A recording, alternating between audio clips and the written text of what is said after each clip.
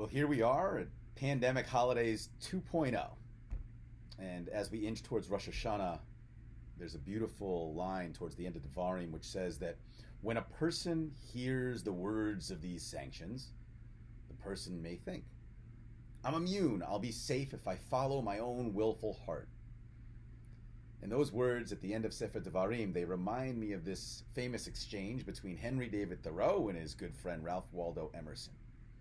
You see, Emerson visited Thoreau as he sat in jail for his refusal to pay taxes, which would support government policies that he objected to. And Emerson asks Thoreau, Henry, what are you doing in there? And Thoreau replies, no, Waldo, the question is, what are you doing out there? And some of us, well, we will be in here, and others of us will be out there for the holidays. And ultimately, we need to just follow our own heart because we are caught between a spiritual rock and a medical hard place. The holidays, they are here, and we have a great deal of important things to talk about, but I want to be sure, we all need to be sure, that we're aware of the options. We're going to have nearly 1,400 seats set up in 3 rooms, our 3 rooms, not because we expect 1,400 people to be here, but because we want to allow for maximum social distancing. Masks will be mandatory.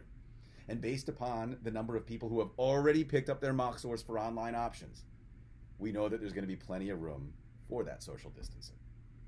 Babysitting will be available on Rosh Hashanah Day 1 and 2, Kol Nidre and Yom Kippur. Children in our ECEC will be in 1 or 2 rooms. Children of the same age, but not in our ECEC, they'll be in other rooms. There's going to be programming in junior congregation for children kindergarten through 5th grade. Youth services for our 6th and 7th graders. Mass, of course, mandatory for anyone over the age of 2.